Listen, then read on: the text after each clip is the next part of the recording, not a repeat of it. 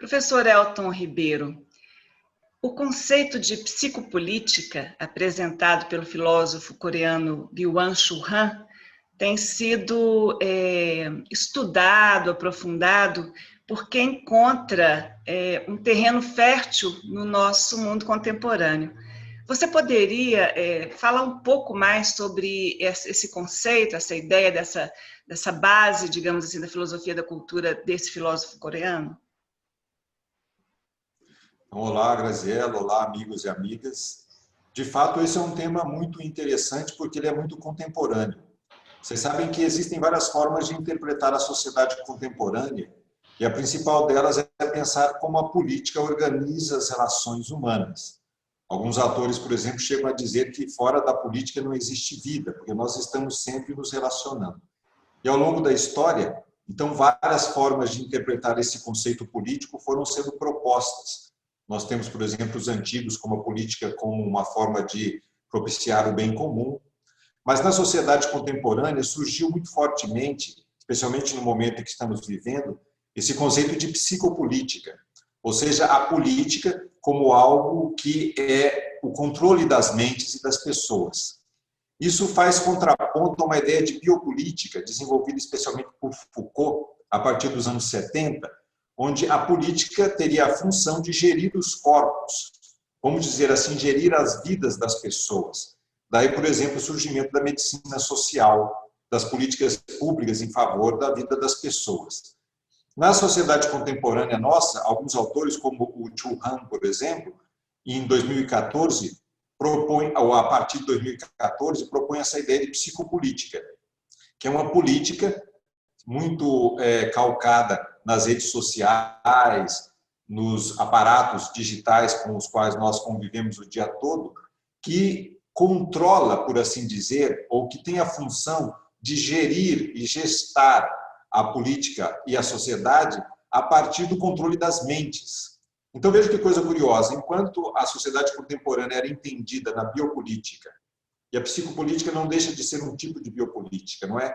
Como uma sociedade disciplinar, onde as políticas e a gestão da sociedade se dava por meio de instituições disciplinares, como, por exemplo, as escolas, as prisões, os hospitais, as fábricas, onde você controla o corpo da pessoa, controla a vida dela por meio do disciplinamento e do treinamento do corpo.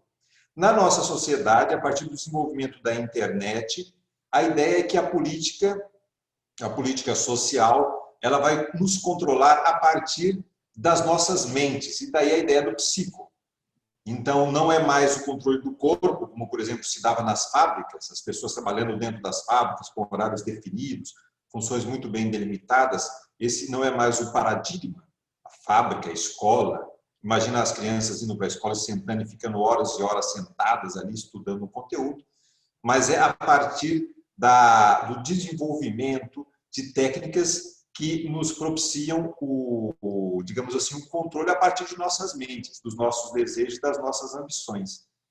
Então, aquilo que nós vivemos enquanto sociedade atualmente é um controle disso, dos nossos desejos, dos nossos interesses, mas muito a partir da mente humana, por isso psicopolítica, ou a partir daquilo que os algoritmos dos dispositivos eletrônicos vão nos informando. Então, essa sociedade psicopolítica é uma sociedade da informação cada vez mais. E a informação, ela tanto nos forma, como também nos dá um imaginário a partir do qual nós conseguimos viver. Daí a gente vê essa luta por fake news, as redes sociais como instrumento de formação das pessoas, mas também de formação da nossa política contemporânea. A gente vê os políticos o tempo todo nas redes dando opiniões e nós mesmos dando opiniões. As lutas e as brigas se dão em muitos aspectos nas redes sociais, nos grupos de WhatsApp das famílias. Então, seria uma nova forma de compreender a política a partir da nossa psique, mas a nossa psique controlada e desenvolvida por meio da informação que nós recebemos nas redes sociais, por exemplo, na internet e em todos esses dispositivos com os quais nós temos contato hoje em dia. Basicamente é isso, não é? A política não controla mais os nossos corpos, a era da biopolítica, disciplinando, mas agora as nossas mentes especialmente ativando as linhas de desejos e necessidades que nós temos enquanto indivíduos, mas enquanto sociedade também. É muito interessante isso, porque numa sociedade de consumo, né, que a gente vive, onde tudo é consumido e tudo é objeto de desejo de consumo, e nunca há um limite para isso, esse tipo vamos dizer assim, de mecanismo, né, que tem sido utilizado muito, principalmente a partir do advento da internet, ele encontra um espaço promissor, não é? Perfeito, ótimo, é isso mesmo. Alguns filósofos, né, aquele Zizek, ele tem até um exemplo muito curioso. Ele diz que numa sociedade disciplinar, que era a passada de alguns anos, então um pai chama um filho, o pai, né, chama o filho para ir visitar a avó. E aí o filho diz assim, um filho adolescente diz: eu não quero visitar a minha avó. E o pai diz o seguinte: não, eu não estou perguntando se você quer ou não quer, eu estou dizendo que nós vamos visitar a sua avó e você vai junto. Isso é uma sociedade disciplinar, onde você vai disciplinando e regendo o tempo todo a vida das pessoas. Aí, o contra-exemplo é o da nossa sociedade. Então, o pai chega para o filho e diz: vamos visitar a sua avó? O filho adolescente diz: eu não quero visitar a minha avó. Aí o pai diz assim: ah, mas ela te ama tanto, ela adora tanto quando você vai lá, você vai deixar de fazer essa alegria para a sua avó? Então, vejam que mudou a estrutura. Porque agora ele ativa, ou ele toca em questões mais afetivas e em questões que não são tão racionais e disciplinárias, mas são questões mais emocionais. Como você disse, o consumo ele tem essa dinâmica. Ele toca no nosso desejo. E como o nosso desejo ele é infinito, ou seja, nós sempre desejamos coisas, situações, vivências, experiências, então você tem um âmbito ou digamos, um mercado imenso de controle das pessoas por meio daquilo que elas desejam. E a internet, as redes sociais, têm também essa função de propiciar com que nós conheçamos mais coisas, ampliemos o nosso leque de possibilidades e o nosso imaginário, mas também sejamos mais tocados nesses elementos próprios nossos. Então, por exemplo, uma política social agora, ela não fala tanto do bem comum da sociedade, uma psicopolítica, vamos dizer assim, né? Se a gente vê como os políticos trabalham. Não tanto do âmbito da sociedade, mas tocando diretamente a cada um de nós. E o consumo é um elemento muito curioso nesse sentido, porque nós somos incentivados a consumir o tempo todo. E nós não consumimos mais objetos. Isso é muito curioso na era da psicopolítica, porque ela tem que tocar o nosso desejo e as nossas necessidades ao mesmo tempo. Então, você não consome mais objetos, você consome experiências. Se você vê uma propaganda de viagem, por exemplo, agências de viagem, você vê que ela está te proporcionando experiências. Você vai sair daqui, vai pegar um avião maravilhoso, ir para uma praia no Nordeste, passar um tempo ali, e vai fazer aquela experiência. Ou quando você compra um carro, por exemplo, as propagandas de carro não é um veículo que você vai poder usar para se deslocar, mas é uma experiência. Você entra dentro do seu carro, você liga o ar-condicionado, liga o som, fecha os vidros, se sente protegido, se sente mais poderoso para se deslocar. Ora, isso também acontece no nível da política. A política hoje ela é em muitos âmbitos feitas dessas experiências. Você, com aquilo que você é, a dimensão identitária, né? Você é homem, mulher, negro, branco, você é asiático, é latino. Então, toca naquilo que nós somos, naquilo que nós queremos valorizar em nós. Daí a sociedade toda, segundo alguns, se torna uma grande sociedade do consumo, ou outros dizem a sociedade da experiência. E toda experiência ela é individual e social. Então, é a minha experiência que me associa a outras pessoas. Por exemplo, se eu gosto de chorinho, então eu vou fazer essa experiência de ouvir o chorinho junto com outras pessoas que gostam. Então, nós nos reunimos, nós começamos a conversar sobre isso. E essas experiências que tocam os nossos desejos é um elemento muito propício para a psicopolítica. A psicopolítica é essa política das nossas mentes, não tanto da disciplinar o corpo, mas de fazer com que a nossa mente esteja sendo disciplinada a partir dos nossos desejos, ela toca nesses elementos. Por isso que a sociedade nossa elas têm muitos coachings, ou então tem muitos treinadores emocionais, porque é tudo ajudar a viver nesse âmbito. E para encerrar esse ponto, tem um filósofo chamado Alasdair MacIntyre, ele diz o seguinte, que como nós perdemos essa dimensão do bem comum, que seria uma política do bem comum, onde a gente cria uma sociedade para todos, perdemos porque a gente percebe que uma sociedade, assim como nós vivemos, ela não tem capacidade de incluir a todos, por exemplo, no consumo, nos bens. Você vê a educação, é impossível dar educação para todos, assim como está organizada as coisas.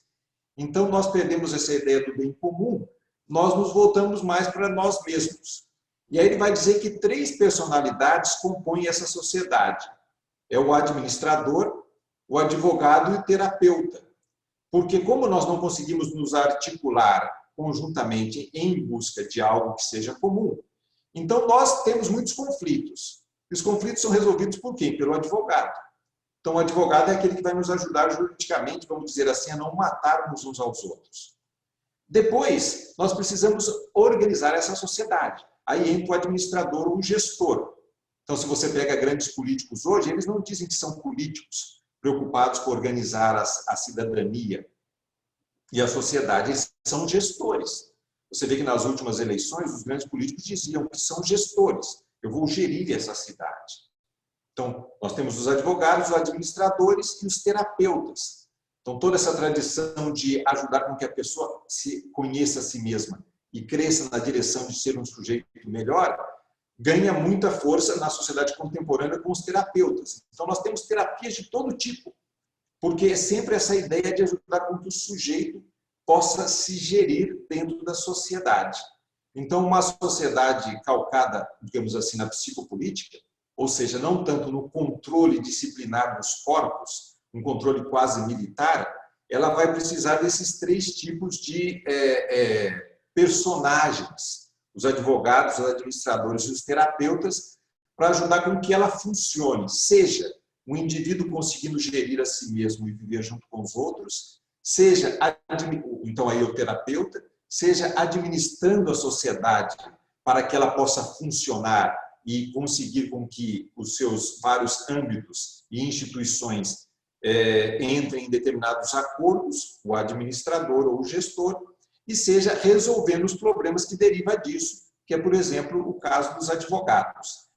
Então, na sociedade psicopolítica, esses seriam os 3 grandes personagens que nos ajudam a viver.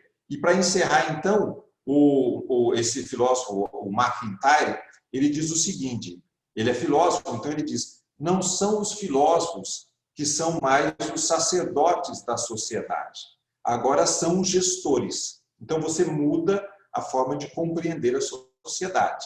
Tira essa ideia de buscar algo que seja comum e que nos ajude na nossa humanização e nos coloca como sendo obrigados a gerir a nossa vida em vista de objetivos que são, claro, importantes, como, por exemplo, a Constituição para um país, ou acordos tácitos que são feitos pelas sociedades, mas que não têm essa finalidade que a filosofia buscaria tanto e que hoje parece que não tem muito espaço, porque nós estamos preocupados, em, claro, em gerir a vida, em consumir, em nos dar bem, em fazer experiências. Então, muda, do ponto de vista da psicologia, ou seja, do imaginário, a forma como a sociedade se organiza.